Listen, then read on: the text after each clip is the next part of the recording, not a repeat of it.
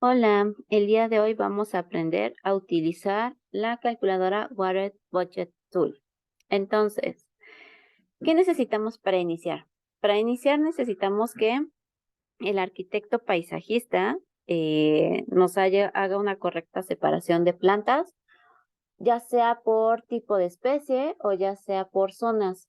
Muy pocos paisajistas en México manejan las hidrozonas, que esto es básicamente dividir las plantas según el requerimiento hídrico que tengan, según si tienen alto o bajo requerimiento hídrico o medio, ¿no? Entonces, muy pocos paisajistas saben hacer esto.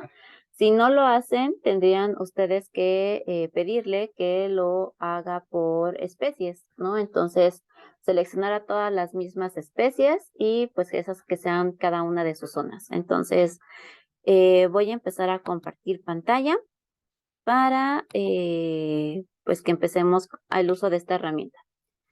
Lo primero que tengo que hacer es obviamente tener mi proyecto de arquitectura de paisaje. Este no es mío, lo bajé de internet y estas áreas son ficticias, ¿no? Entonces, de hecho aquí vamos a poner trees para que sea más fácil.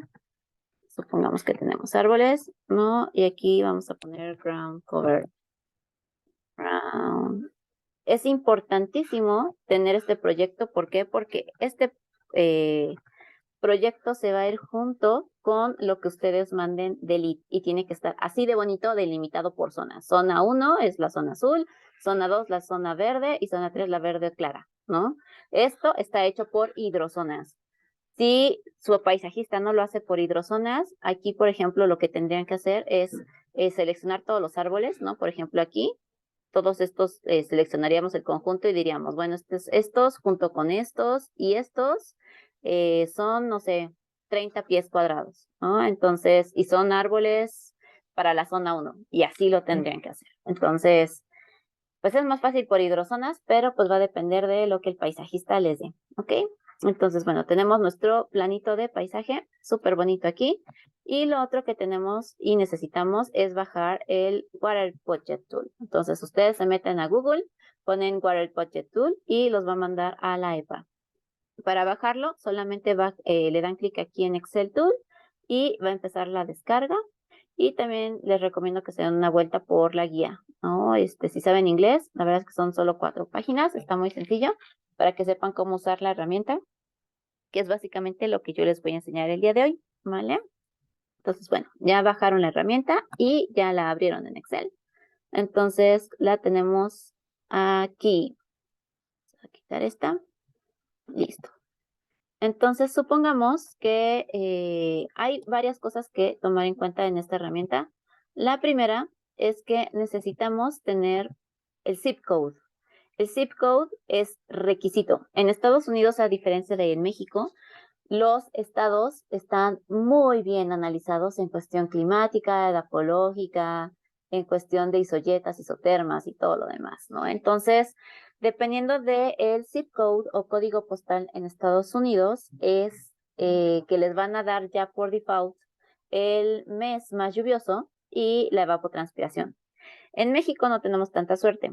Entonces, y supongo que en Latinoamérica menos. Entonces, lo que necesitamos es tener esta parte de evapotranspiración. Esto se lo pueden preguntar a un biólogo, a un agrónomo, también un ingeniero en climas, sí, supongo que sí, un climatólogo les puede decir esto. Y el promedio aproximadamente de agua que cae, ¿no? El average, que es el promedio de agua por mes, ¿no? Entonces se los pide en pulgadas por mes y tiene que más o menos coincidir. Entonces, en este caso, el proyecto yo estoy suponiendo que está en Monterrey. Yo puse un zip code de Texas que más o menos tiene el mismo clima, es muy similar. El mes más lluvioso en Monterrey es entre julio y agosto, pero pues no es mucha la diferencia en la realidad. Entonces solamente ustedes lo tienen que colocar tal cual en su escrito. Recuerden que toda la documentación Elite tiene que llevar un escrito. Entonces en el escrito tienen que colocar que pusieron un código postal de Texas porque está más cercano a Monterrey y que los meses el mes más lluvioso y la evapotranspiración promedio corresponde totalmente a el estado aquí en la República Mexicana. Entonces, bueno, en mi proyecto de paisaje ficticio tenemos 600 pies, perdón, cuadrados de área y yo estoy colocando que sí tenemos irrigación. Esto quiere decir que sí hay riego en el sitio. Si no hay riego en el sitio, por default va a poner la calculadora que ustedes están regando de manera tradicional, que es manguerazo.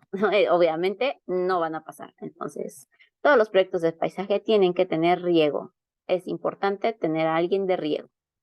Entonces, si lo hacemos por zonas, pues si recuerdan, tenemos básicamente 3 zonas en mi proyecto. Tenemos la zona azul, la zona verde oscuro y la zona verde claro.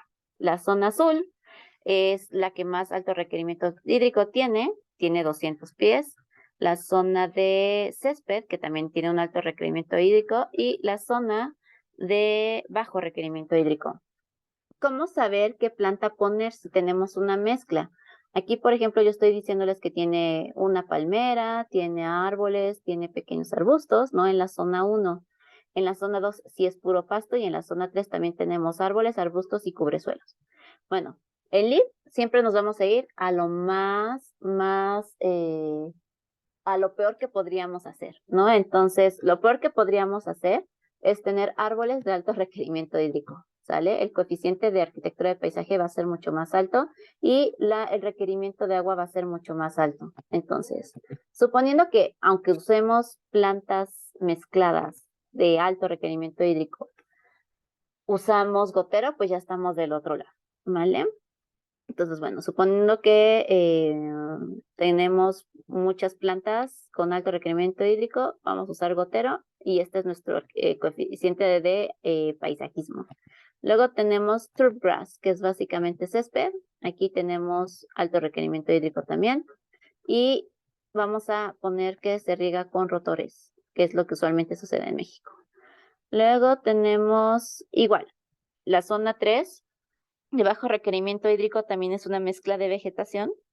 Vamos a poner árboles que sean de bajo requerimiento hídrico y que estén regados por goteo. Y así es como hacemos la parte de zonas. Si se dan cuenta, pues nos está dando 1279, ¿no? De requerimiento de agua y estamos 44% por debajo de la línea base. Es bien importante que aquí el área total sume. Estos suman 600, lo mismo que aquí.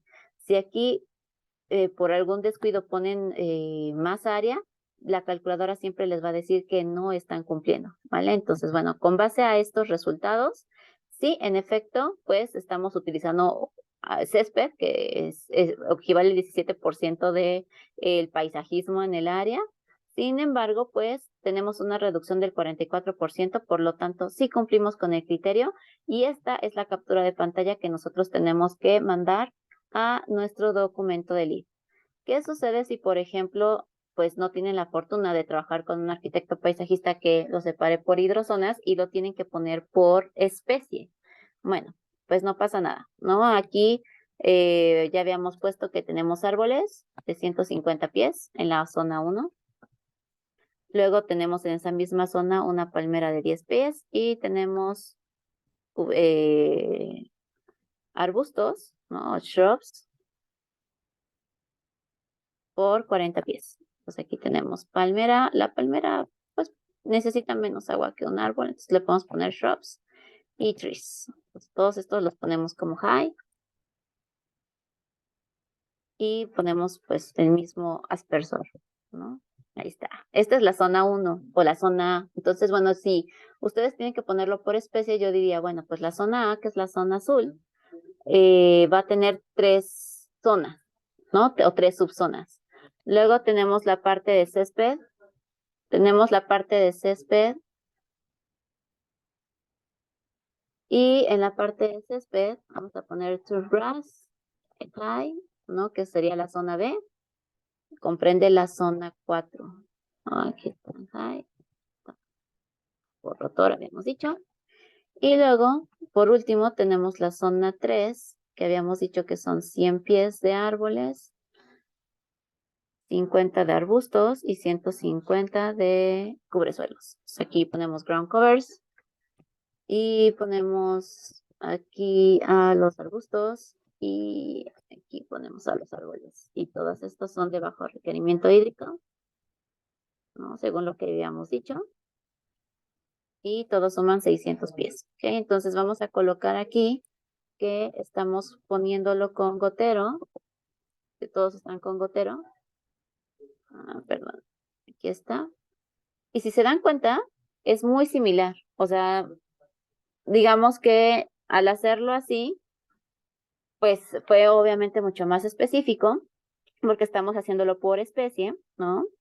Entonces, pues aquí en lugar de tener 44% por debajo de la línea base, tenemos un 46% por debajo de la línea base, pero es muy similar el requerimiento de agua que necesitamos de galones por mes. Vamos a necesitar 1,225 galones por mes de agua, ¿no? Entonces, el resultado, pues también va a decir yes.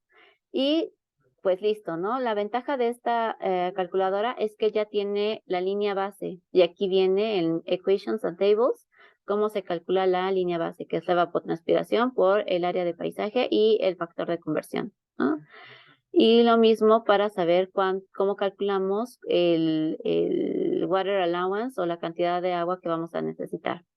Cuáles son cómo hace las asunciones dependiendo de si el árbol, arbusto, cubresuelo o césped necesita baja, media o alto requerimiento hídrico y cuál es la distribución de uniformidad del agua. Como pueden ver, pues los rotores y microsprays pues, son los que menos eficiencia tienen, igual que el spray fijo. Los mejores siempre son los goteros, ¿no? Y también tenemos la parte de cómo, o sea, usualmente se riega la planta, ¿no? En el caso de, pues, césped, siempre se riega de cualquiera de estas 4 formas. En los árboles casi nunca usamos fixed spray, esto es bien importante, casi siempre usamos micro spray o lo mejor sería por gotero, ¿no? Entonces, pues bueno, esta sería la manera de utilizar la tabla y pues ya nada más sería cuestión de aquí, como lo hicimos por especies, explicar, ¿no? ¿Por qué lo hicimos por especies? Y en el planito, en este caso, tendríamos que subdividirlo y marcar todas las especies de diferentes colores para que los revisores lead entiendan cómo se separaron y por qué. Y eso sería todo. Hasta luego.